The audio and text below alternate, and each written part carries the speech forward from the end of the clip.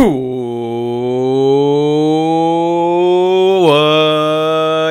up, Philadelphia sports fans? I am Anthony Pinto. Welcome to the War Room. We are War Room Philly.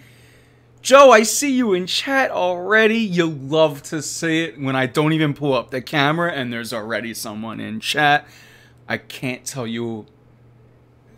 You just hit me with a spirit bomb right before the show when I know that that you guys are already there waiting for me.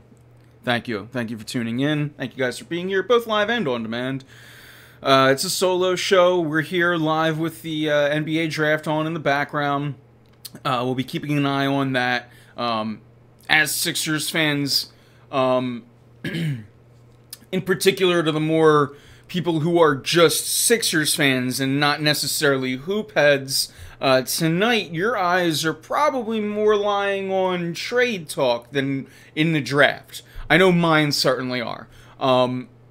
And, you know, for those people that just love hoops, love college ball, you're probably like salivating at who the Sixers could get at 23 because, you know, we've seen the Sixers hit in past with picks. Look, they've got very lucky with picks like Matisse Thybulle and Tyrese Maxey. So, you know, we'll be talking about, you know, the potential of what they could get around 23. We'll talk a little bit about everything. We'll talk about the numerous amount of rumors as far as Kyrie Irving. Maybe Kyrie Irving slips, but maybe Kevin Durant, because who knows what the Nets are going to do at this point. I already saw Joe's first comment in chat. Bring KD home. I mean, why the bleep not? I mean, he only owns a soccer team here in Philly. Why not? But all kinds of things focusing around this Sixers team. How would you feel about Eric Gordon and John Wall coming here? That's how I would feel. Everything would fall off the desk. I would hit the table. I would fill the cup. Yeah, I would feel very good. I don't think it's possible to get both. One or the other, I'm still feeling that way. More John Wall. Or I mean, I guess, you know, I'm sorry. You said John Wall. I thought you meant Bradley Beal. I have no idea why I confused the names. We're live. We would make mistakes. How would I feel about Eric Gordon and John Wall coming here? Let me rethink that, actually. Depending on the price, I think John Wall's contract is a little... Let me check. That was a name not on my radar, Joe. I gotta be honest. I got a bunch of names written up here. I hadn't seen that. Obviously, you're saying John Wall because of the Houston connection, right? Yeah, let me think. Where are we at here? Oh, so he's on John Wall opts into a $47.4 million deal. That means that I don't think it's possible to have him, and I don't think you can have John Wall, Eric Gordon, Joel Embiid, and James Harden all on the same team. However, if it's possible, back to hitting the table. For real. Yes, and everything you're saying is absolutely right. I would actually say I would probably still have Harden be especially what you said there makes a lot of sense, Joe, as far as letting Harden be the shooter. I think at this point in James Harden's career, though, he's shifting roles into point guard role. I mean, let's be real with ourselves. He'd shoot in Game 6. He went Ben Simmons without the defense in Game 6. Like, let's call it what it is. I'm a James Harden fan. I'm glad he's going to be back, but let's call it what it is. So I'm not arguing here either, by the way. Just kind of thinking out loud, because you really brought this one to me. I had a lot of things here planned. I didn't see that. And look, it's fun. It's fun bar talk. Is there any?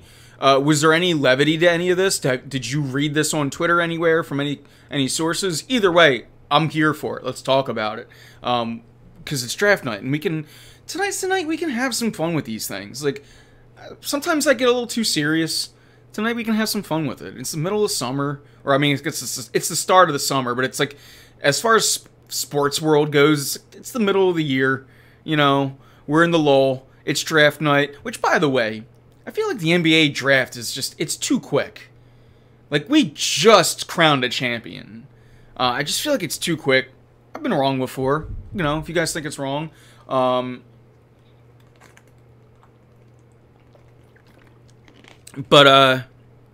But yeah, so just to go back to it, I would say at this point in the career, Harden point guard, but Wall is a fine 2-guard. Keeping in mind, I mean, you probably lose Maxey in that deal. Let's be real. So I'm not even going to talk Maxey, but I'm okay with that.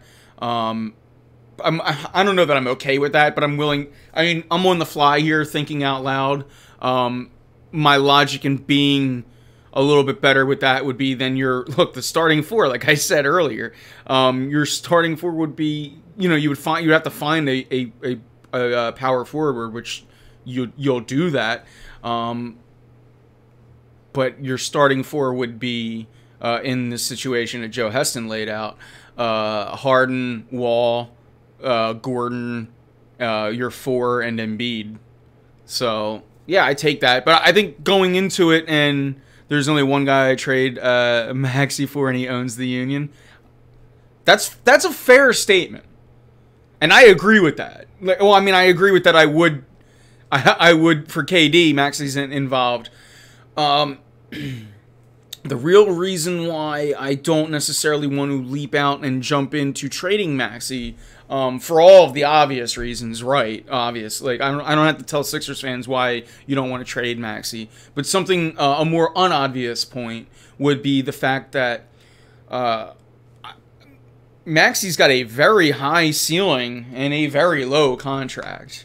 So the Sixers, when they're going out here and star hunting, it's very much, you want to keep Maxey by all means, again, for the obvious, but then for the not so obvious, because you are not going to find a better value as far as your salary cap is concerned.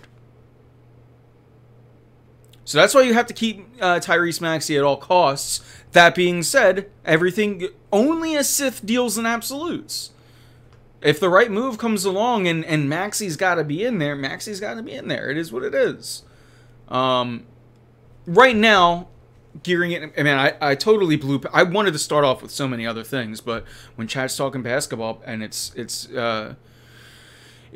hoops night here, it's NBA draft night, we're gonna talk it, and we got a long show. It's probably gonna be a long one, and it's just me tonight, so we can, you know, right now we're coming out of the gates firing. We'll slow down at some point. We'll start talking other things. But yeah, as far as hoops goes, yeah, there's a lot kind of trending as far as the 76ers go. A lot of things that we've been hearing as far as, you know, rumors and this and that. PJ Tucker, it's been another one who has been, his name's been thrown out a lot. And as far as PJ Tucker goes, if he's coming here, and let me read the latest.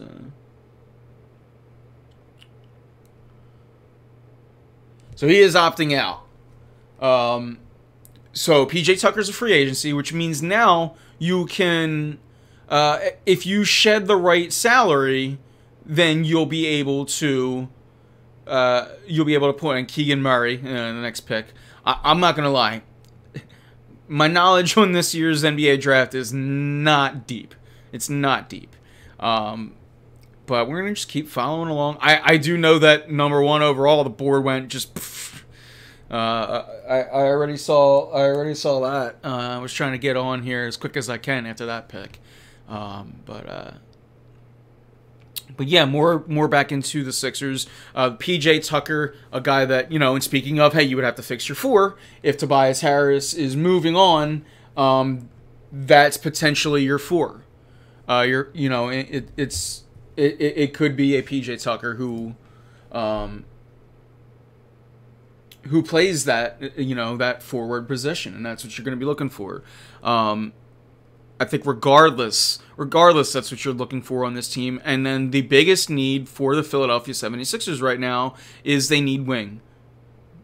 How ironic would it be for Ben to be there by himself in Brooklyn? It would be... I don't even know that it's ironic. It's fitting. It's karma. It makes me believe that there are outside forces in this world making things right. That's what that is. I'm rooting for it. First off, I don't like New York sports teams, and Brooklyn including, just because we're from Philadelphia and we don't like them. Secondly, yeah, let Ben rot and ruin in that team. Although I'm not sure that he ever plays a game there. They might trade him this offseason. We'll see. But yeah, I'm here for the Brooklyn Nets implosion because of how hype everyone got over that team, and I mean, I shouldn't be talking because we're Sixers fans, and you know we've been hyped for teams that also have underachieved, but man, they got everything. So before Castellanos needs to get out of his house. What do you mean by his house? But yeah, Castellanos has not had a good start. Schwarber's been heating up. The month of June is just Kyle Schwarber's thing. Oh, he bought Ben's house. Oh, okay. Now I got you. I knew there was some context I was missing. Thank you for clarifying. Yeah, maybe. That's bad mojo. That's bad. That's got bad juju in there. You're right. Maybe. So yeah. And we can shift gears real quick. We can talk a little Phillies if we want. Not a ton of Phillies talk. Bryce Harper being in I already saw Joe's comment on Facebook, but Bryce Harper being in the lead for DH. Maybe the competition isn't the greatest, but I still love the fact that the whole MLB world is acknowledging the fact that what Bryce Harper is doing this year, albeit with one elbow.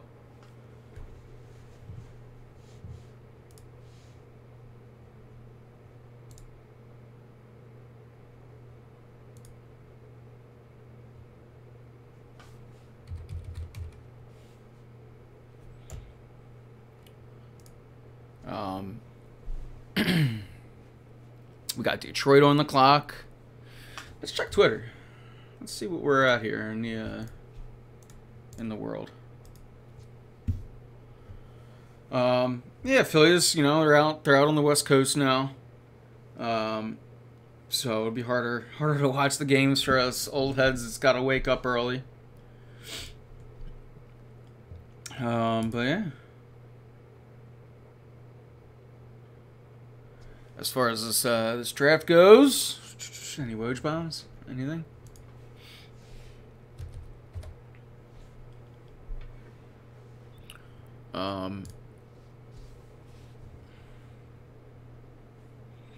Yeah, Phillies are back to sucking. Look, things are going to even out. They were on a hot streak. Man, getting swept out by the Rangers does not feel good. But yeah, now they're going to have to go out there. Tonight's game is winnable. Playing the Padres. No Machado in the lineup. But, you have some potential injuries now again with stop the press if you've heard this. Zach Eflin is hurt again, and this time he didn't even make it out of June. But yeah, 4-3 is very reasonable to ask over the next 7 games. And that's really how the Phillies got to look at it. Continue to win series, continue to look at these stretches, and as long as you come out on the positive side, the more you do that, you're just by nature going to continue to increase and find your way back into these standings. It's small steps at a time. Now they just went on that big run, and that put them into a very much. You're going to need to continue to do that. Like they're going to have to put together some little runs here and there as well, and to make up some time. And then look, let's face it, this division is all but out of reach. But you're going to be competing for a few wild card spots, and that's what this team's going to have to look for. And they're only a few back at this point in time. Let me pull up the standings.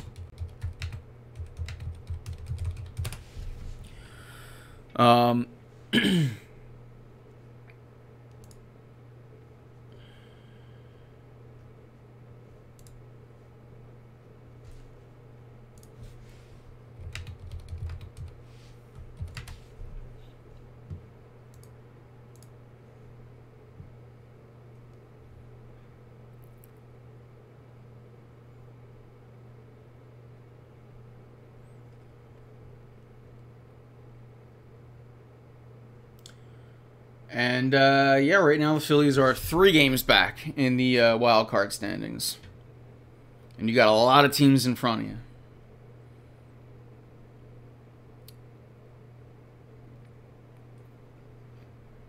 So, you know, right now things seem to obviously be a little more light in the mood. And the fact that Girardi is no longer with the team, I think it's showing volumes what a manager can or can't do for a team. Just simply switching managers has given this team new life. For whatever reason, Girardi was not getting the most out of his players. It was an uninspiring manager. And from here on out now, the Phillies are just going to have to continue to slug and continue to look, like we just said, 4 out of 3 on this stretch, and you just got to continue to win series. It's cliche, but it is what it is. I don't know how much this team can add. I don't know what they have that they're willing to move from the farm. Pitching depth is going to have to be something that they're going to have to look at, and we have not even mentioned the fact that they still don't have a center fielder. Or really a bat off the bench that can liven things up. So, and these are things that championship teams make, or even playoff teams for that matter. And I was waiting to figure out when I would talk about this move, but now that you mention it in chat, Joe, we can bring up the fact that John Tortorella is the next coach for the Flyers. He'll be paid for 4 years. I imagine he'll only be coaching for 1, but I like to see that you like the move. And yeah, that's what he's going to do. He's going to come in here, he's going to yell, and he's not going to get anything out of players, and he's not going to build a culture, and he'll be out of here as well as Fletcher at the end of the year. This is a total Flyers move. I hope I'm wrong. Let me start off with this. I hope I'm wrong, but I am not going to come up on this microphone anymore and talk about positive things that the Flyers are doing until I am proven wrong. So I'm not going to go to troll mode like I did years past, but as a Flyers fan, I am fucking fed up. And I said that purposely. I am, and I'll do it again, fucking fed up with the Flyers. That's why I'm wearing this shirt tonight. It is the prototypical Philadelphia Flyers move to go and get a guy that's going to come in here and yell and scream. And what do you need right now? You need to tear this thing down and rebuild. You're not anywhere near a playoff team. You're 2 years from that minimum. You need to get in a coach that's going to come in here and establish a new culture. Not bring in a fucking washed up idiot who's going to yell. Again, I hope I'm wrong, but I'm not going to censor myself during this Flyers rant. Who did I want them to? I don't give a fuck. I'm not in the GM room. I didn't want them to hire Torts or Trots. That's who I didn't want them to hire. I wanted them to hire someone that maybe we didn't know. I wanted them to hire someone that's going to come in here and establish a new culture. I would have rather never heard of this. I would have rather had another Dave Hackstall come in. This is a terrible move. Terrible. And again, I hope I'm wrong. That's all I'm going to say. But I'm not going to argue with you. If you like this move, Joe, by all means, fall for the same trick again. I hope I'm wrong, but I'm not doing it. I would bet money that he is not coaching the Flyers next year, because Ownership will probably midway through realize when no one's in the stands again, because this team is fucking irrelevant. It is what it is. I've had it with the Flyers. I don't get it. I don't get how you release a press and say that that's your two options and we're supposed to be happy about it. Accountability only goes so far. When there's no talent, accountability doesn't mean shit.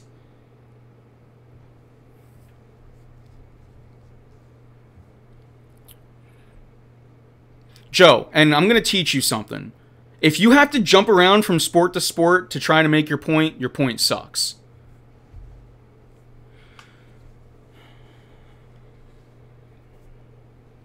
So yeah, that's the Tortorella move. That's the Tortorella move. And again, you guys can get me a big old bowl of alphabet soup and I'll eat my words if he wins a playoff game. If he wins one playoff game, you can send me a bowl of alphabet soup and I will eat it on air and eat my words. It's not going to happen. Chip Kelly is going to win more playoff games for the Philadelphia Eagles than John Tortorella will for the Philadelphia Flyers. I'm just saying. So,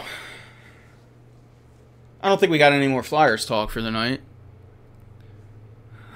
I won a playoff series. Me too, man. Me too. No, for real, me too. And look, going back to it, this is me. That was me, the angry fan, right? Like, I just went no broadcaster mode for a little bit, and you saw how I am as a fan. I'm gonna slowly go back into fan mode, and we'll just have a conversation again. But I needed to vent for a little bit. I had that pent up in me for a couple weeks now. This move just reeks of 2006. Now, in the Flyers' defense, 2006 is a lot more recent than 1970. They're getting there. It's 2022. Now they're moving into 2006. We're getting there. One day we'll be in the right, decade. One day.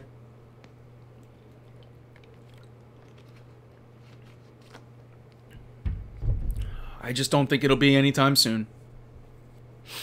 But again, I'm a fan, man. I hope the hell I'm right. Alright, no, I'm sorry. I hope the hell I'm not right. I hope the hell I'm wrong. Like, I hope you're right, Joe. Like, I hope anyone he's gonna come in here and, I hope that works.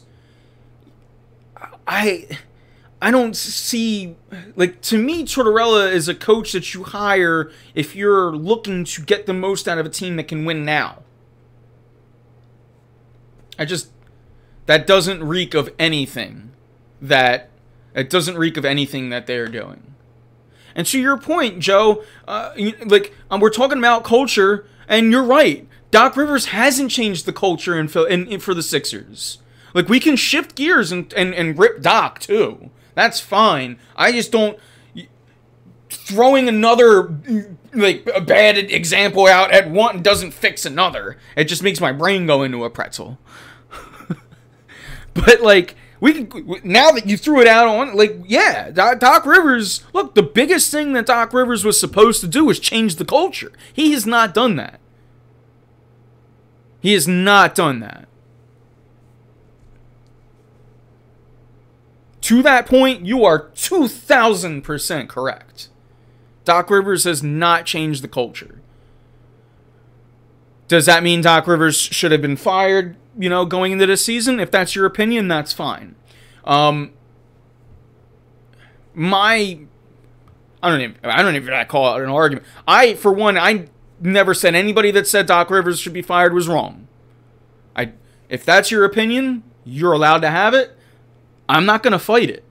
My best defense is I just want to see Doc Rivers come back here with, I wanted one more year of winning teams have consistency, and they have continuity is the word I'm more looking for.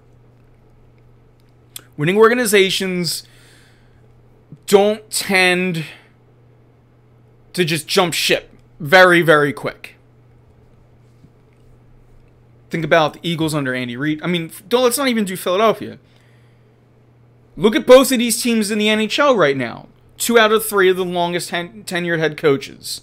Look at Tomlin. Look at my brain's all over the place. I mean, there are several teams that you look at the team that's successful over a long period of time, and they have typically one coach. For me, as the Sixers fan, I just go, man, we just switched from Brett, 2-3 years ago. I'm not here to say it's the right move. I'm just here saying, me personally, I was willing to bring back Doc for one more year. Let's build a goddamn team. Because in my opinion, for me, more of the heat was on Daryl Morey than Doc Rivers. That's a me thing. If you're the other way around, that's fine. You can bring that argument to the table, or it doesn't have to. Let's call it a discussion. I don't think not everything has to be an argument here and there, like in today's world. But yeah, to me that's up for discussion, not argument. Am I the only one who thinks you can get better than Eric Gordon for Matisse? Matisse Thybulle fanboy, by the way. Eric Gordon's pretty good. Eric Gordon hit for 41% from 3 last year. 41%. However, 41% when you're 25 points a game means a lot less when he's, 13.4 last year is his average. So, to me, that's another Danny Green. But you need that. You're not going to have Danny Green this year. At least no disrespect to Danny Green. I hope he's not here this year. Or if he is, I hope it's on a veteran minimum. Because he's not going to play for the first half. And I can't have $10 million in dead cap all season like we did last year. Because that's what... Go look up Danny Green's number. $10 million against that cap last year. And hey... To his credit or defense, I don't want to say credit. Dude balled out in the Toronto series. That being said, failed to finish the last 2 seasons. Age is getting up there. I can't pay premium dollar for Danny Green. So I'm going to need to replace him. Matisse Thybulle was supposed to be the replacement to Danny Green, a 3-and-D player. Matisse Thybulle's defense is... unmatched. He can guard 1 through 4 any team. And that is very valuable, in my opinion. The fact that Matisse Thybulle cannot hit open shots is a problem, to say the least. When you have a guy like Joel Embiid, and now a guy like James Harden, you want to be able to go inside out on teams. You want to have Harden at the ball, dish it into Embiid in the post, and from there, Embiid can see the court, pass out to whoever doubles. A lot of the times, if Matisse Thybulle's on the court, who's going to be doubling is going to be Matisse Thybulle's defender. Therefore, leaving Matisse Thybulle wide open from 3, we need a guy who can take those 3s and hit them. I firmly believe Matisse Thybulle's game, his offensive game, will show up at some point in his career. I don't know that I can risk taking the chance on another year or 2 of it not developing. Because I think I only have another year or 2 with Joel Embiid, as far as in his prime. I'm not going to be a guy behind a microphone saying Joel Embiid is leaving town or should be traded, because in the 5 minutes of my ride home today that I did try to listen to sports talk, that's what both of the stations. One was saying he's going to leave, the other was saying they need to trade him, and that's when I turned my music on.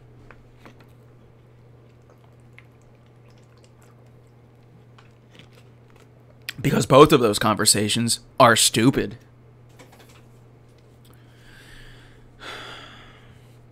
But back to your point. I got a little out of way there, Joe. Here's what I will say to answer your actual question, because I just talked a lot and didn't answer your question. Are you the only one who thinks we can get better? No, you're not the only one. I think we can get better too. However, we as fans, we do the hypothetical thing a lot. Like another thing that I heard on the radio, I believe it was the WIP idiots this time, saying that Halliburton, oh yeah, it was like, I'm gonna call him out. It was like Reese saying that he was literally just like, no, I believe Halliburton was in the deal, even though everyone's writing 2 + 2 is 4, and then there's like Reese going 2 + 2 is 5. You're like, wait, what the what? No. Everyone, including Sacramento, said Halliburton was never in the deal for Ben Simmons. So let's not just go and say, oh, Halliburton was in the deal, we should have did that. God, because that's really convenient for your stupid argument. But here in the real world, Halliburton was never in it. So here we are with James Harden. But I digress, as I do best. But back to the reason why I did that. I didn't digress. There was a reason. We can't get caught up in hypotheticals. So, Anthony Pinto, an armchair GM at best, you know, the extent of my GM abilities come through this controller on NBA 2K. I do think you can get more. I still think the Harden trade made sense. I think anyone, I hate to be the guy that deals in absolutes, but I'm going to be a dick for a second. I think anyone who thinks that you could have, anyone who disagrees with the Harden deal is like, they're just misguided, because they're doing things like that. They're thinking, oh, they're making trades up in their head that don't exist in the real world. Like, I do think that if you could have gotten that package, Halliburton healed, and, you know, things like that would have been great. But Sacramento gonna Sacramento. They wanted Sabonis. They didn't want Ben Simmons. Halliburton was never in the deal. Halliburton was in the deal for Sabonis. Here in the real world, that's the facts. People don't realize it takes two to trade. Absolutely. And again, so let's get back to that. Let's get on to that, Joe. Now, with that in our minds, if you, look, let's give, I don't want to call him a hater. I rip Daryl Morey more than most of the city rips Doc Rivers, right? So I'm going to give, even with that in mind, I'm going to give Daryl Morey the benefit of the doubt that he's doing his job. Maybe not well, but he's doing his job, right? Like, he's at least working the phones and going, who and what can I get from Matisse Thybulle? Mind you, it's got to happen quick if they want to do this PJ Tucker deal too. So if PJ, it's a, you know, there's twofold here. So with that in mind, maybe the best we can get is Eric Gordon. To wit, I say Eric Gordon is a fine player, and if you put him and Matisse Thybulle out on the court next year, Eric Gordon's going to be the better player. So if you simplify it, you're still coming out in the better end of this deal. Because look, we all watched that team last year, and in the playoffs, you need people to hit open shots. You need people to create their own shot, too, and to drive. But, my God, at the least hit an open shot. And it wasn't happening. It wasn't happening for Matisse Thybulle. And I love Thybulle. I really don't want to see him go. I think that he's going to be a pretty good NBA player. He already is. I think his offensive game is going to come. I'm just worried it might not come until year 6 in his career. Because we've already seen him for 3. Eric Gordon makes the bench so much better. He might. He's probably going to start. We got to see how this all unfolds. But he may be a starter. But you're right. If he's on the bench, look, Joe, borderline you and I can make that bench better. That's how bad that bench is. So, yeah. He wouldn't start over Mac. I agree, but maybe as a 3? I would think as a 3. He could start as a 3. He plays the guard. Wing position now is like the 2-3. I agree, though. He wouldn't nor shouldn't start over Maxey. But depending on what your wing situation looks like, I would have him over. I don't think Danny Green's going to be here, and Matisse Thybulle would probably be in the trade. So you really don't have many other options. Again, at right now, this is essentially day one of the NBA offseason. So we'll see. We're only at pick 9, and it's 9 o'clock already. Breaking news, I don't know if I'm going to make it until the 76ers draft. We're going to try, though. We'll try. Maybe I can pop open a Facebook Live after they draft. But we'll see. It's late. I'm so old, chat. Remember when I wasn't old and doing these shows into like midnight was fun? The Sixers really going to make everyone sit through every pick. Yeah, that's funny you say that. Joe, our brains have been in lock tonight. Our brains have been in lock, and we're not even arguing really. It's been. Although let's be real, we haven't been doing that much as lately. I grew up with USA. Yeah, it's true, man. It's been 11 years. We started this thing in 2011, and it's 2022. It's been a wild ride, and it ain't going anywhere. It ain't going anywhere. You know, we might not be shooting for the stars quite as much anymore. But this is still an hour of the week that I look forward to every week. And I appreciate you and everyone who listens live and on demand, Joe. The old Ustream. I think about Ustream and Stickam so much. I was thinking about Flyers fan UK the other night. And like just how we have like Flyers and Eagles fans who are across the pond, who tune into these pages, and like, oh man, it's been a fun run. And again, I'm talking about it like it's going somewhere, and it ain't. It just ain't. So yeah. In fact, speaking of the OGs, stay tuned. Stay tuned, because Greg Hall may be making a shout out to We Podcast and We Know Things. Greg Hall may be making an appearance next week. Stay tuned. Regardless, it sounds like the show is going to be Wednesday at 8 next week, because my co-hosts are determined to get on here with me, and so much to the point that we might have an extra one.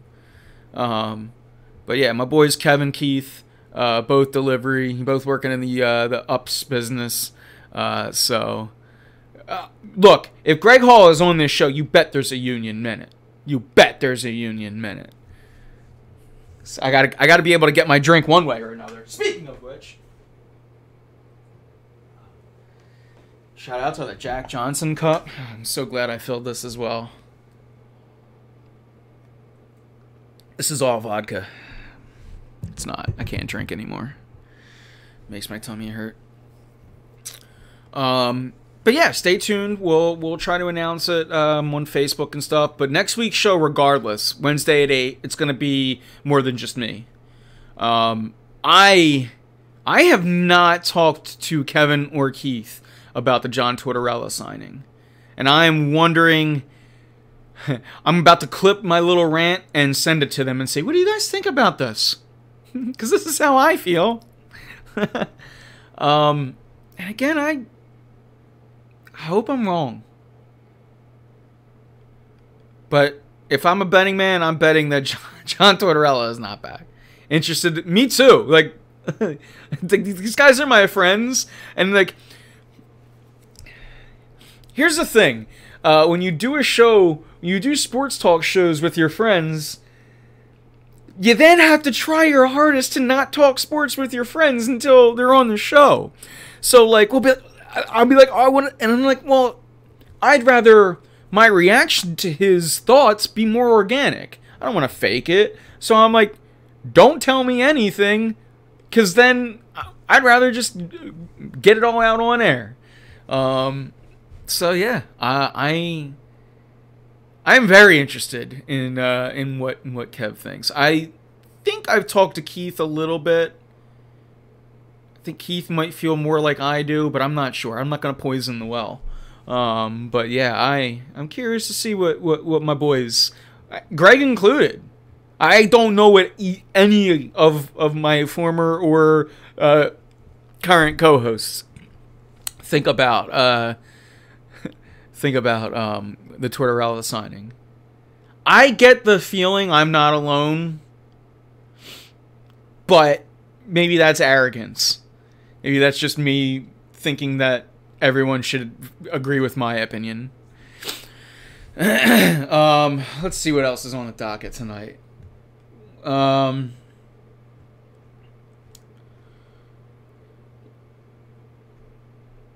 So we haven't quite talked. Now let's get back more into the Sixers things, because we've talked. Joe, you've been talking a lot about Doctor Strange. I actually just saw Doctor Strange in the movies not too long ago.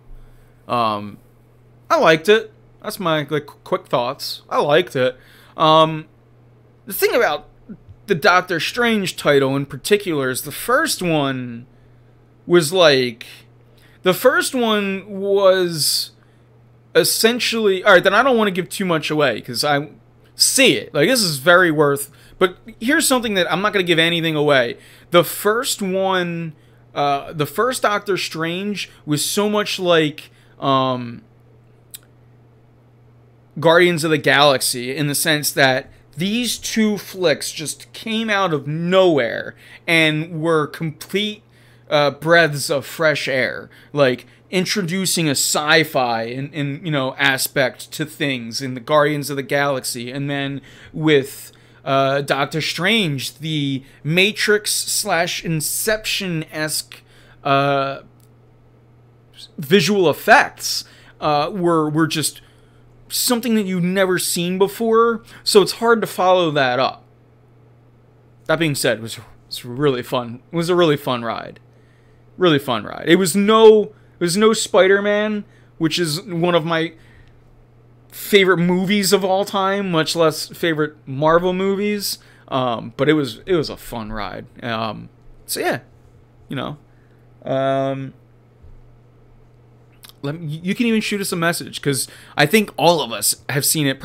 I'm probably the only one who've seen it once out of my other co-hosts. So even if you want to send us a message on Facebook after you watch it, being like, give me your rating, give me your number. I'd go probably like an 8 on Doctor Strange, maybe like 7.5, 7. That's a good rating. Like, Spider-Man for me is probably like a 9. And I told you that's like my favorite movie of all time. I'm a tough grader. Because there was one thing in particular about Spider-Man that really I didn't like towards the end. And I felt like they missed a mark. And I don't want to give too much away. But it had to do with the Tobey Maguire scene. Look, we all know Tobey. Like, I'm not... At this point, that all three of them are in it, right? Like, that's not the spoiler. But I'm not going to say. But it was specifically the ending fight and just how it was. That was the only thing I didn't like about that movie. And that dropped it an entire number for me. Or at least half. Separate topic. I hate Ruben Amaro doing games now. Here's what I will say.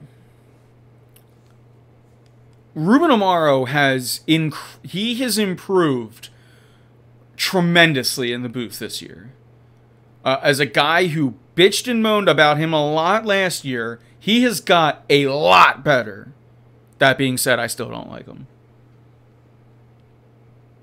He's very dry, and baseball needs energy, and look, he's doing his best to change things up and to give it to him. And the knowledge he drops is incredible. I do learn from him. But just something about the presentation, it's boring on top of an already kind of boring product. He bleeped this, Roy. I know I dropped a lot of F-bombs earlier, but that was during my Flyers.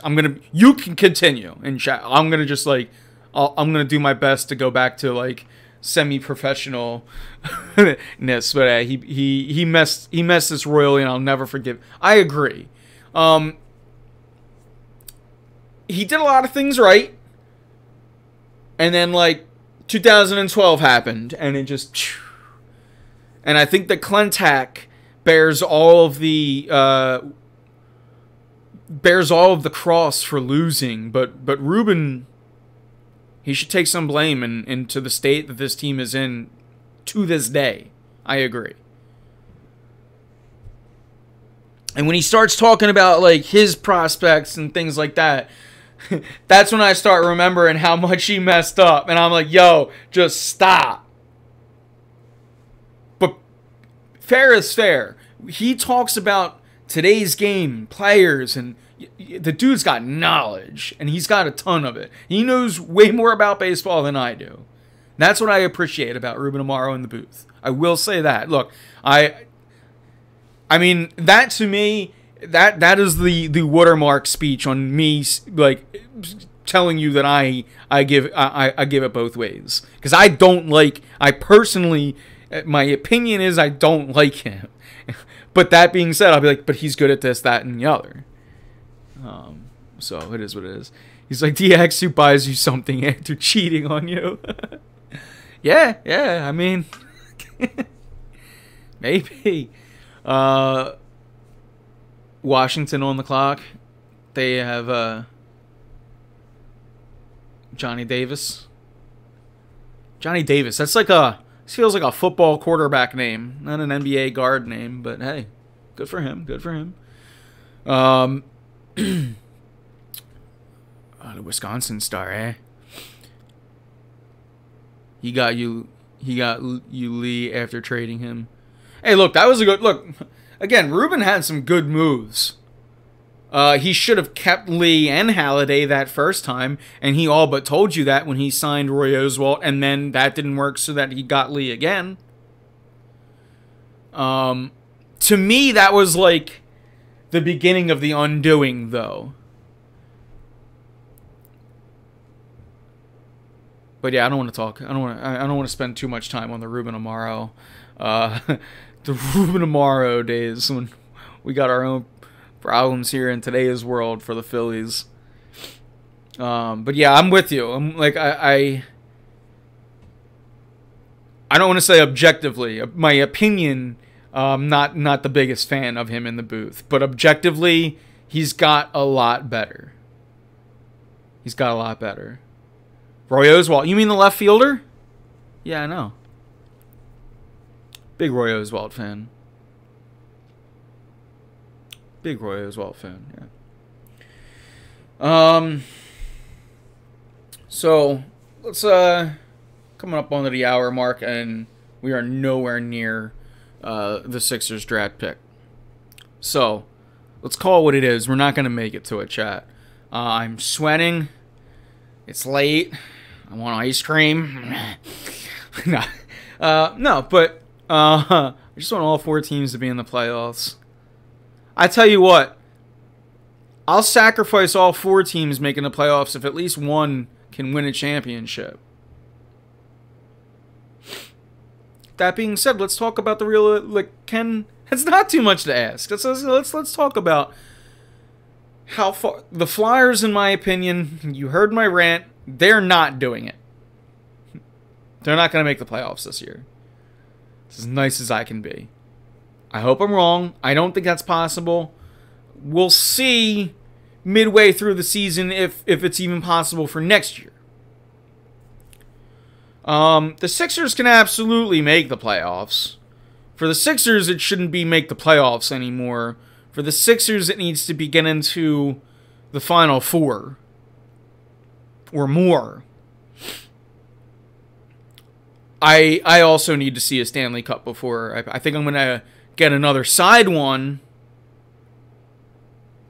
See, I'm the other way around. I have never thought the whole I'll never see thing. I am dead ass. I'm starting to believe that I won't ever see a Stanley Cup. Please, Comcast, sell.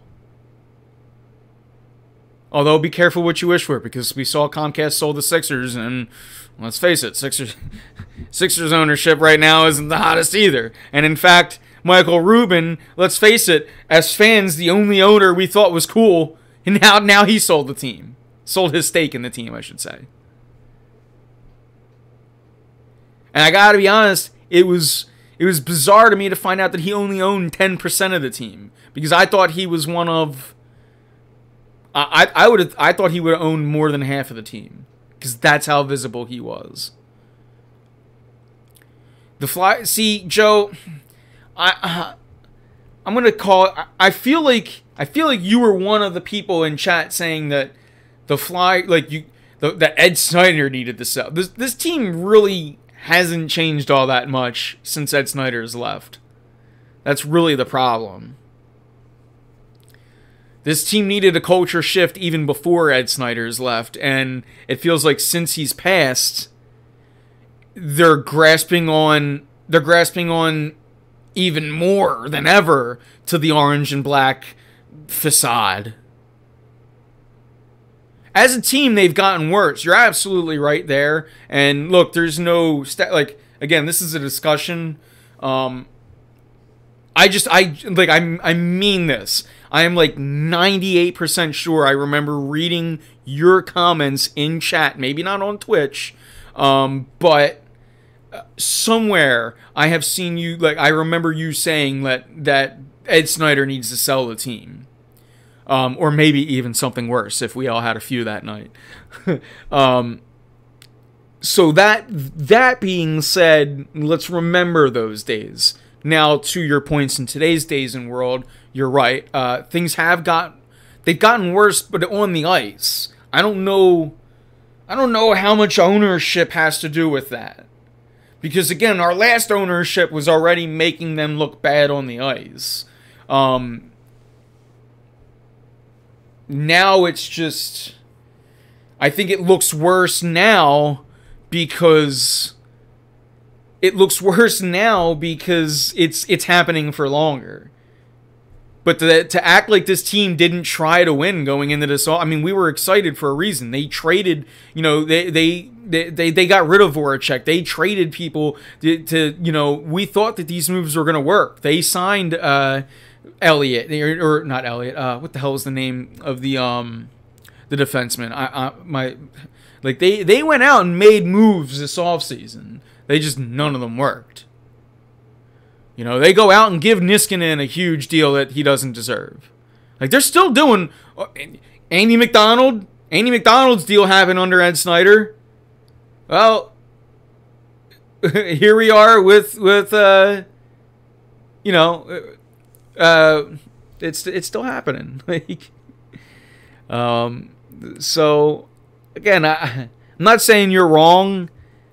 I'm just saying that to me, from what I see, Niskanen killed this team. Yeah, I said Niskanen. It's not Niskanen. I said the wrong name. I'm so mad at the Flyers that I can't remember any of their names right now. Oh God, what the hell was the name of the he just got the contract. No, I know McDonald. For some reason I can remember. No, they literally just signed. He's on this team now, not Gudas. I got all the old farts names that are already gone. I'm talking about today's team. What the hell is his name?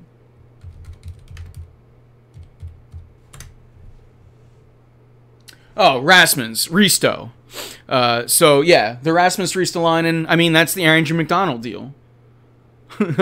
That's why I'm saying nothing has changed with this team. It's just going on for longer. So you're finally starting to get fed up with it. But in my opinion, not, if anything, they're trying harder to go back to the 70s thing, and that's why Tortorella is here.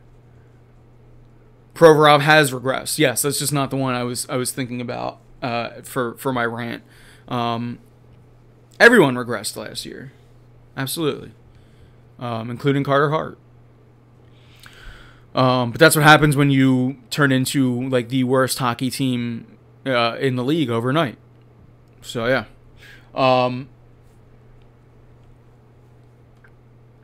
But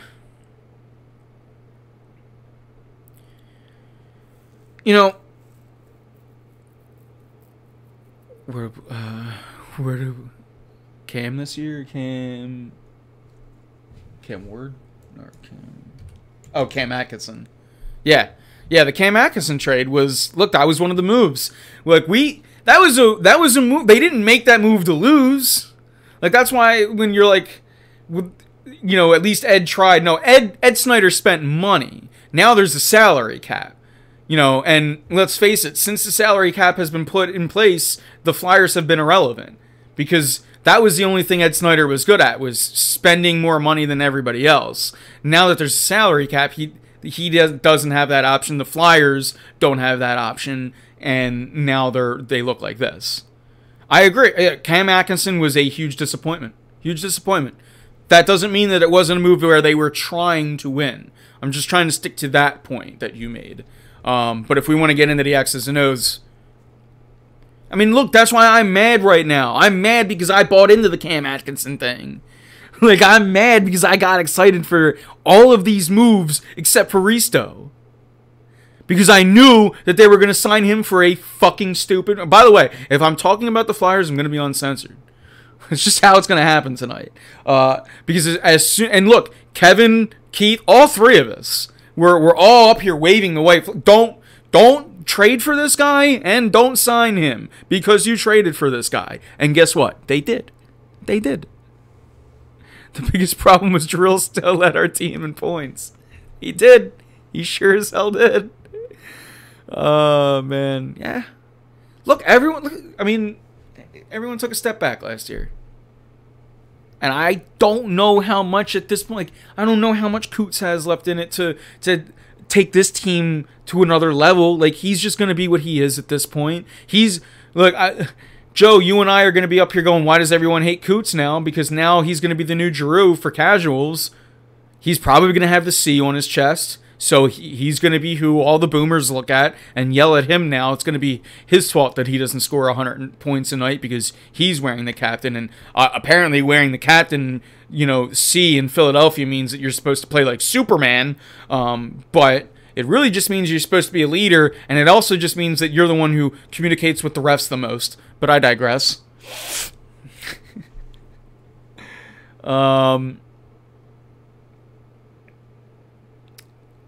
Speaking of which, speaking of Claude Giroux, the Florida Panthers just got themselves a new coach. Rob, what up, Rob? What's up? Been a while. Flyers talk. Could go on forever with them, eh? Yeah, we've been up and down on the Flyers talk tonight. We started Flyers talk. I did a huge Tortorella rant. I dropped a lot of F-bombs. Which I don't ever do on this show. To catch you up, Rob, I am not a fan of the John Tortorella move. Austin Matthews.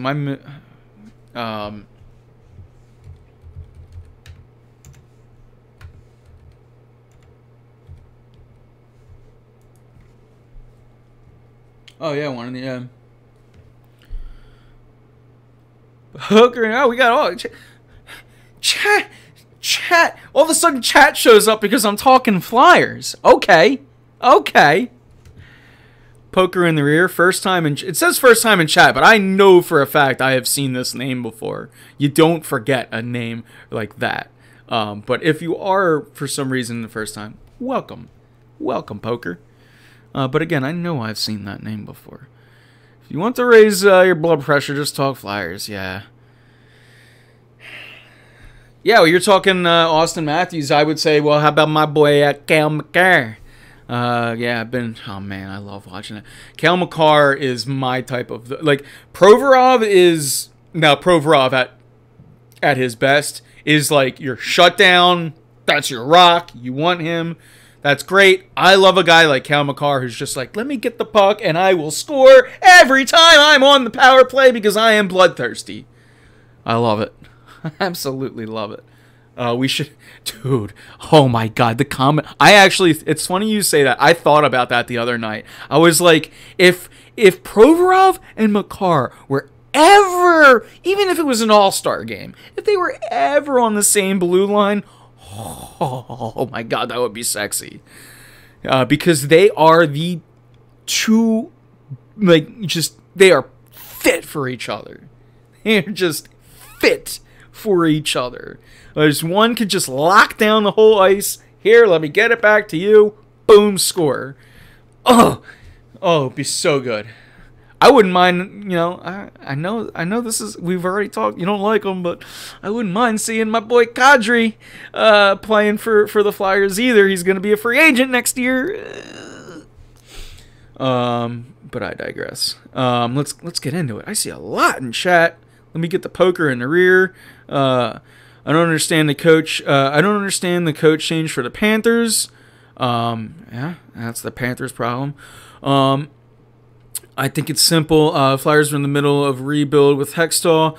Making the playoffs was bad for expectations. Therefore, he rushed our rebuild.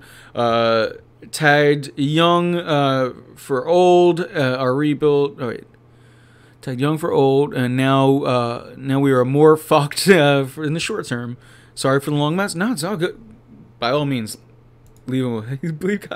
I don't, Joe. What okay, I thought you meant traded. Yeah, it was hard for me to read the rest of that comment because I thought you meant traded. But yeah, what did Kadri do that you hate him so much? Did I miss something? Maybe I missed something because I don't watch the Avalanche like I do the Flyers. But I don't know. All I'm seeing is a guy that's scoring like 90 million goals in the playoffs, gets hurt, had a completely dirty play from Evander Kane. His first game back, just wins the game. Yeah, by the way, there was too many too many men on the ice. But let's not talk about that. We don't need to talk about that. But yeah, I don't. Here's what I will say.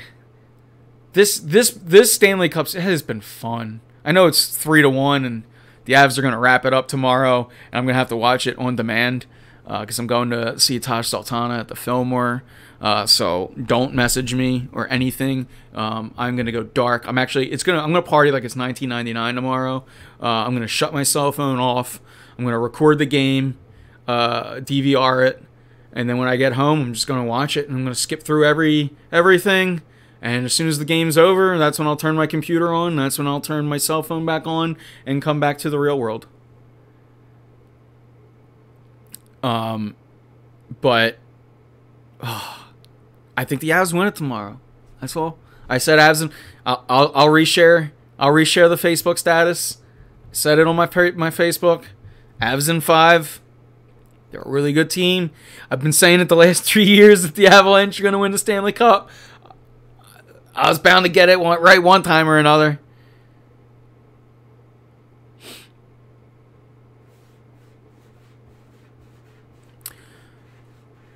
But the Org rushed the rebuild and moved on from Hextall, similar to how we didn't get to see what Hinkie had done. I feel like I'm in the minority on those things. I can tell you you're not. I think the majority of Flyers fans, just like the majority, like, I'm talking not casuals, but like the majority of the fans and the people that like ride with this team will tell you that Hextall was done dirty. The same way that the majority of the Sixers fans will tell you Hinkie was done dirty. Maybe because I agree with that, and I could say, I bet you Joe agrees with that in chat. Maybe because, like, my close circle feels that way, that it's different. I think that Flyers fans... Look, let's call it what it is. Hextall didn't want to bring up Carter Hart. That was a big strike on him. And the other reason why he was fired was that he didn't want to get rid of Hackstall. Those two reasons were why he got fired. I don't think it's enough. Chuck Fletcher is, since we're talking Flyers and it's uncensored when we talk Flyers, I'm gonna correct your all capital statement. Chuck Fletcher is fucking garbage, Joe. Do I want Johnny Hockey? Yeah, just for the memes. But yeah, it's like, Joe, we were talking OG days. You remember Bobby Ryan? Bobby Ryan's my new Johnny Hockey's my new Bobby Ryan. So yeah, I want him. Absolutely. Do I think he'll help the team? Will he make a difference? Not on the Flyers. Not in this crap. But yeah, I want him. I'm a fan. I want a reason to get excited, even though I don't believe. But yeah, I want Johnny Hockey. You mean a guy who grew up a Flyers fan in our backyard and is really good at hockey? Yeah, I want him. Yeah, that'd be cool. It's because it doesn't do shit for the rebound. I agree. You're right, and you're right. And that's the typical Flyers move, too, is they'll go and get him. Right? And Tortorella will yell at him, and they'll go for it all again, and then we'll be mad at the end of the year when it doesn't work. But you're right. It doesn't work for the rebuild. And yes, I still want him for the memes. At this point, for the memes. I didn't mind waiting on Hart, especially because of the anticipated Seattle expansion. I did mind waiting on Hart. I will say that. You're allowed to not. I did. I wanted Hart to be up. And when you saw what Carter Hart did in his rookie year, I feel like I was right in that statement. You could say, look at what Carter Hart has done since, and maybe he was brought up too early. I can't argue that. That's great discussion. That being said, yeah. Speaking of Philly fans, it pains me to see Mikal Bridges tweet about the Phillies from Phoenix. You know what? You know what it pains me more to see? Mikal Bridges not playing for the 76ers when we drafted him. I went batshit insane when the Sixers drafted him. And then you traded him for Zaire because you thought you were going to get Kawhi Leonard. Instead, you got Popovich to make the Sixers look like gypsies. Brett Brown.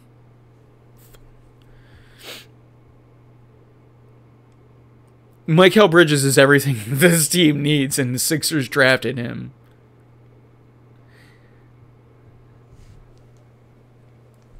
If that doesn't make you lose sleep as a Sixers fan, I don't know what does.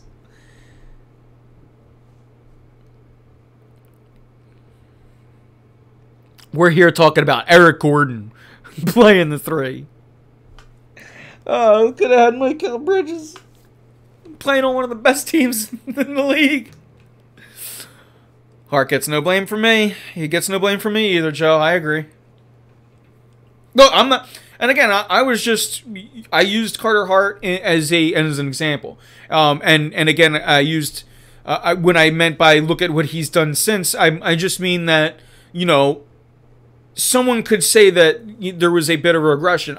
You can't argue that. It doesn't mean that he's not what we thought he was. It doesn't mean that he's a bust. It doesn't mean any of that. But facts are facts. Carter Hart came in as a rookie, played lights out. It was a much better team in front of him,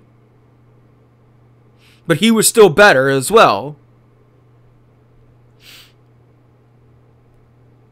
And, you know, I still have all the faith in the world in Carter Hart. In my opinion, you could trade everybody on this team, but you don't trade Carter Hart. Carter Hart, you build around him. If there is one player on this team, I say you build around him. It's Carter Hart. 130%.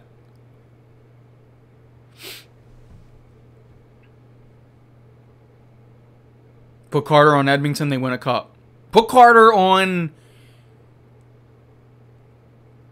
Yeah, no, that's a good point. I was going to say any team, but no, Vasilevsky's still... like, I'm not going to put Carter Hart up there yet. I'm not even going to put him as far as like Kemper. But yeah, you're right. You put Carter Hart on Edmonton, I tell you what, they certainly they give Colorado a much better chance of beating Colorado. Yeah, and look, I don't think I'm speaking like too high of an IQ, but yeah, Carter Hart is the only thing. Rob, I see you agreeing as well. Yeah, it's like not to like that's just plain and simple. You build around Carter Hart. Everyone else is unsure, but you build around Carter Hart. Be awesome if they could get rid of the Hayes contract too. Another move that I hated, by the way. Not to like, Joe, you're our longest standing fan. If anything, can I get some props? Like when you see how mad I was about the Tortorella, I've had a pretty good track record with the Flyers. When I get mad, at least, not excited. Because I get excited too. Like, I got excited about the JVR move. I was wrong. I got excited about Cam Atkinson. I mean, I don't know that I was wrong there because you still got rid of Voracek, but I was wrong. It wasn't as good as I thought. I was excited about all these moves. Like, so when I get excited, I'm wrong most of the time. But when I'm pissed and I'm mad, I'm usually right.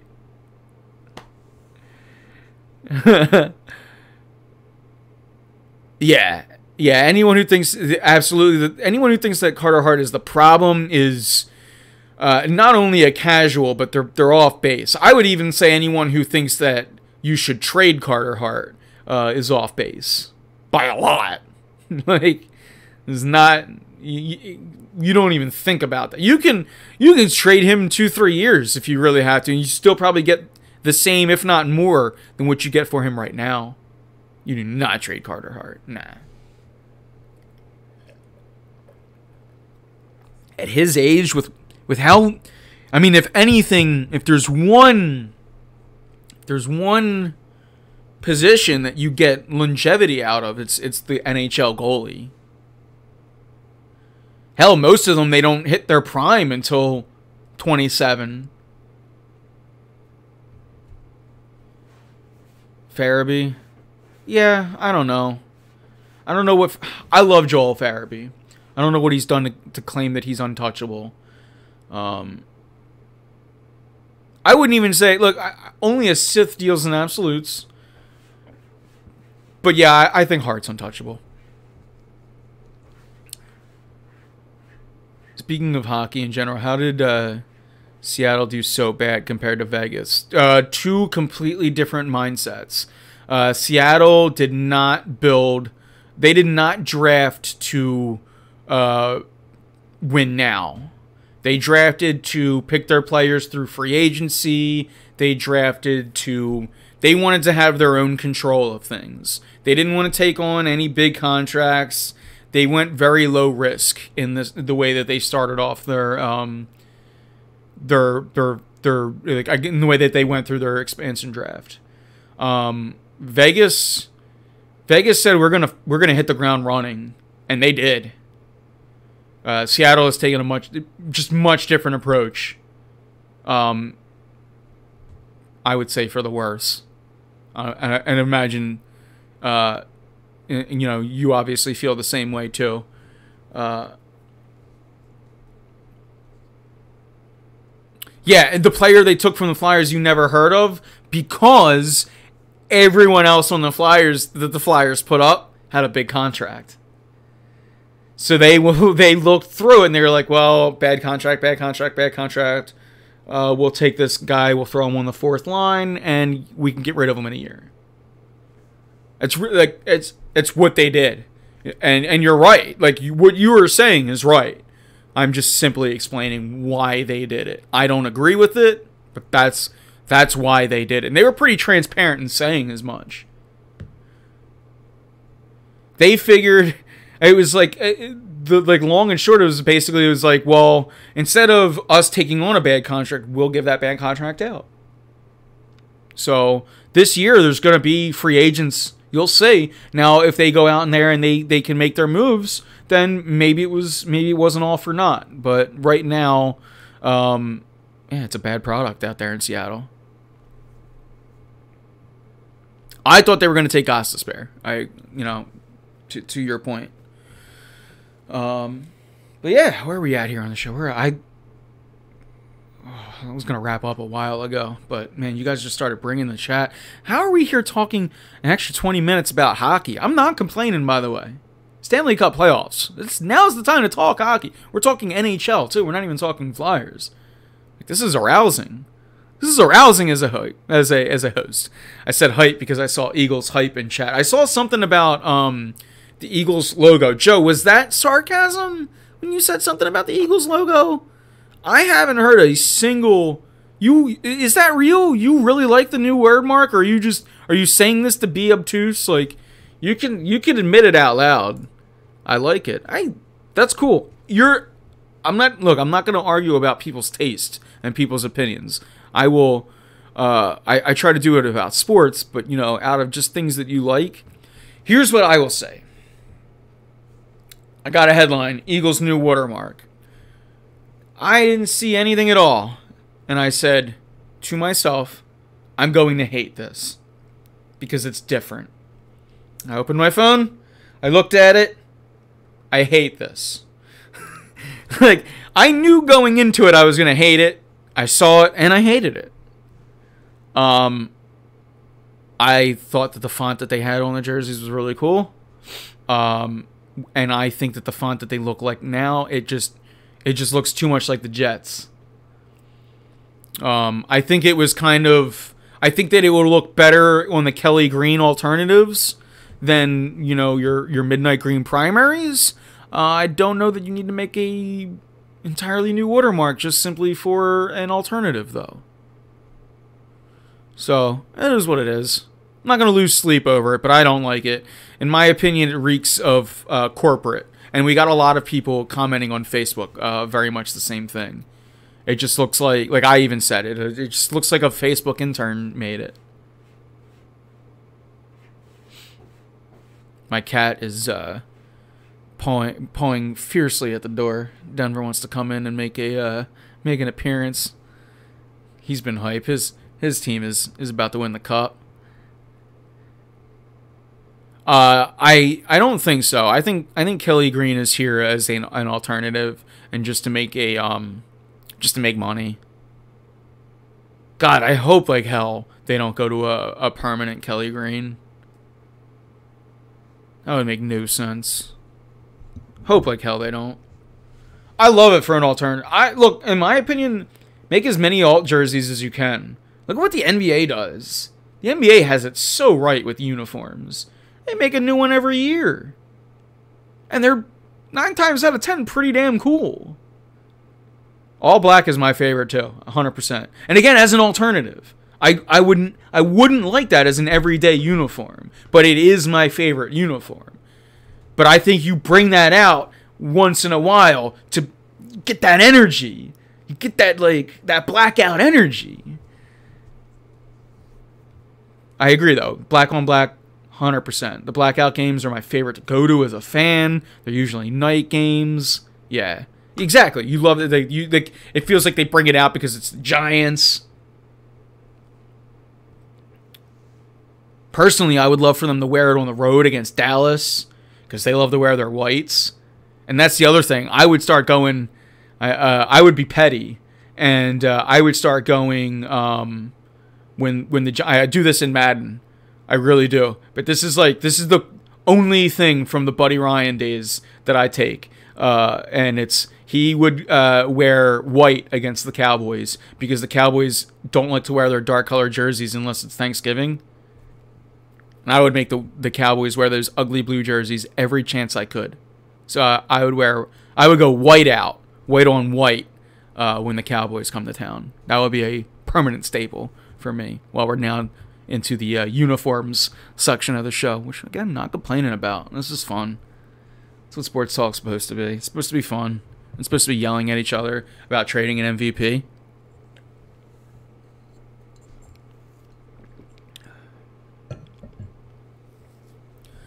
But yeah, we're in the final segments out of the show, guys. As we're wrapping up, The Sixers pick is still nowhere in sight. We're at pick 16. So get them in now. Get any and all, anything. Get them in now, and we'll, when the conversation dies out, that's when I'll go to bed. But yeah, we got some Phillies now. Do you think you'd be on until the Phillies game?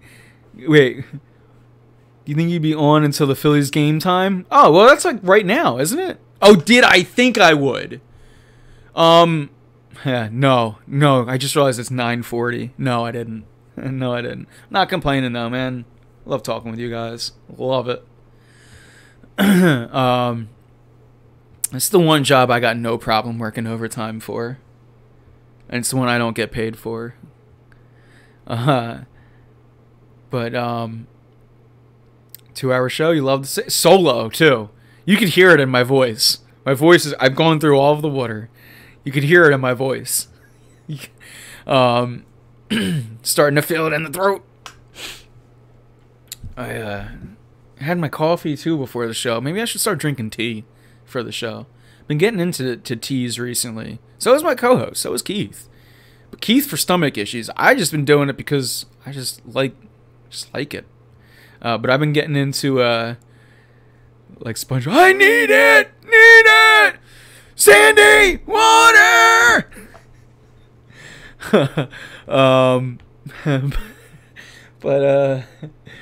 But yeah, it's SpongeBob.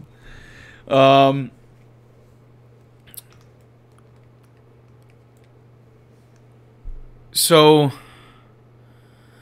final thoughts for tonight. Me personally, man, I got nothing.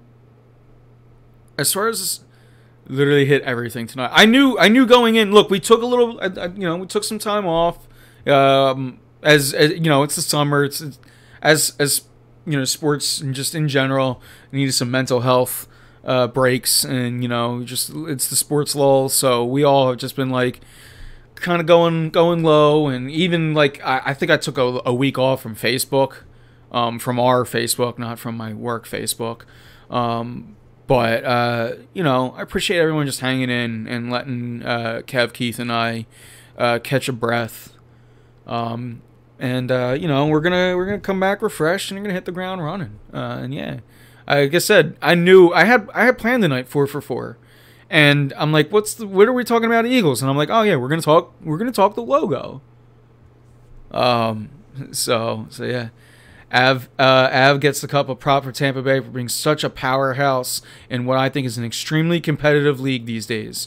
Look, they ain't raising the trophy yet, but it's what the Avalanche do. They take down and they go up against dynasties. That's what they do. You look at the championships that they won in 96 and 2001. They were dealing all those years. They were dealing with the Detroit Lightning. Back in the West Coast those days. Western Conference, I should say. Obviously, Detroit was not part of the Western Coast. We went through those geological changes long before Earth, or on Earth, long before civilization here in the NBA and NHL. But yeah, I love those final thoughts, Rob. I love it. And you're right. I mean, again, I'm not gonna curse the Avs and say that they won the cup. Detroit was the West. Yep. It's still weird to me seeing them in the East, because I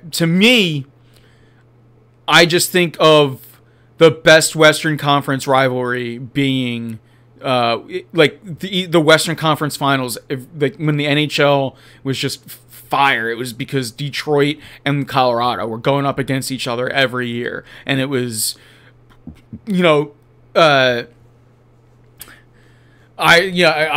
versus Sakic and the whole nine.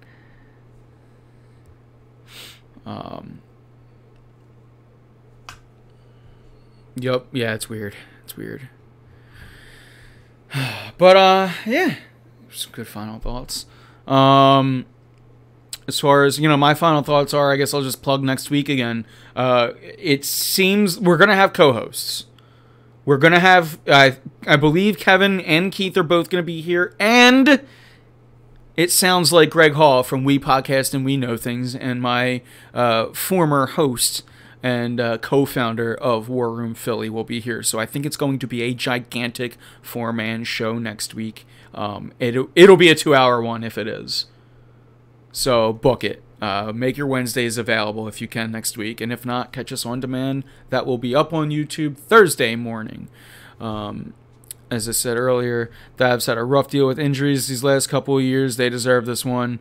If Tampa Bay comes back, they're insane. Yeah. If Tampa Bay comes back, they're already a dynasty in today's NHL, but man, that would be heartbreaking for me, because this right here feels like my only shot at a Stanley Cup when I can really enjoy it. I was too young for 96 and 2001, although I promise you guys I was there. You've seen me rock the Nordiques jersey. And I'm a Flyers fan, by the way. I'm not here acting like I'm an Avalanche fan, but I have been there. I've been a backseat Avalanche fan just as long. They've always been my number 2 in NHL. I'd go over to Ryan Murphy's house and I'd play either him or Nick, and they got home. When you go to your friend's house, they get to pick the team. They get to be home. They play as the Flyers. Now, so when I was there playing on the Sega, I always picked the Nordiques. When they came over to my house, Murph would pick the Ducks. And it'd be Flyers Ducks. But that's how my Nordiques love came to be about. Shout out to Ryan Murphy.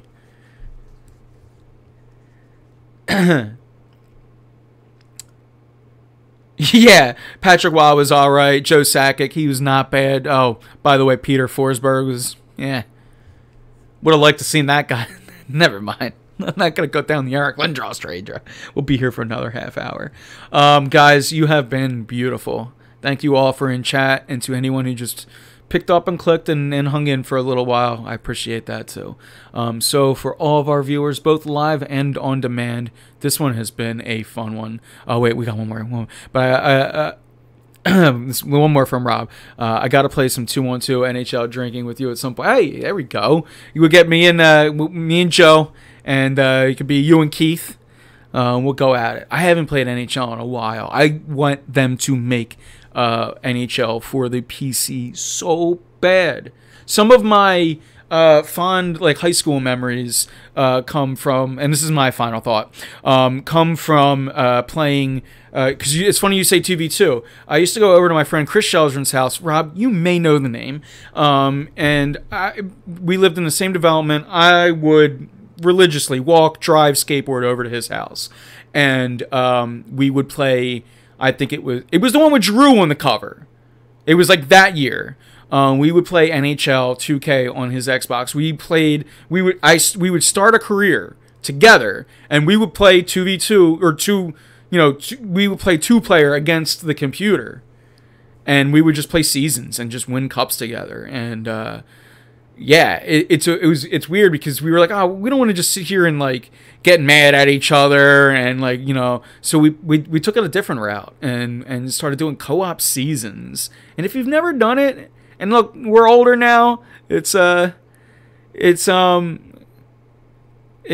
wait, I just saw this. My final thought is, I'm glad I got to spend the Super Bowl with my grandfather, who passed away last Sunday. And reading that, you could probably hear it's getting me immediately. Joe, as someone who, it's been about 1.5 years since I lost my grandfather, and your family, Joe, and this is why it hurts so bad. We've never met each other in real life, but I've known you now for 11 years, and I know you're hurting, and I'm hurting for you. My grandfather wasn't a sports fan, but I got to watch the Super Bowl here in this house with him, and I have that thought as well. Cherish those memories forever, Joe. With that, got me there, Joe. You got me good. Got me good in the feels. Let's wrap that one up now. With that, guys, Joe, I'm feeling for you, bud. Not an easy one. So feeling for you, and yeah, you got your family. So Keith and I, we're here for you. If you feel free to message us, we're here for you, bud. Keep those memories forever. As that's what's people are like, why do you care about sports so much? And this is why. Because you tie sports with memories, with loved ones, and it becomes real really fast, right? So with that, Joe, take care, and everyone out there, and hug your loved ones. So it's been an absolute fun one. It's been so much fun. I know it doesn't sound like it now, and by no means, Joe. Thank you for sharing that too. Like I take this every day. So with that, it's been a fun one. Thank you guys all for tuning in, both live and on demand. Remember to follow War Room Philly absolutely everywhere you can. We will always engage, and you can always get, be a part of this awesome community. You see what we do for each other. You see how much we care for each other as a community, and our arms are always open for more. So yeah, come on in and join the conversation. Facebook.com/War Room Philly, YouTube, everywhere you go, it's going to be up there. So this show will be podcasted, even Spotify, starting tomorrow. With that, I am Anthony Pinto, and we are out of here.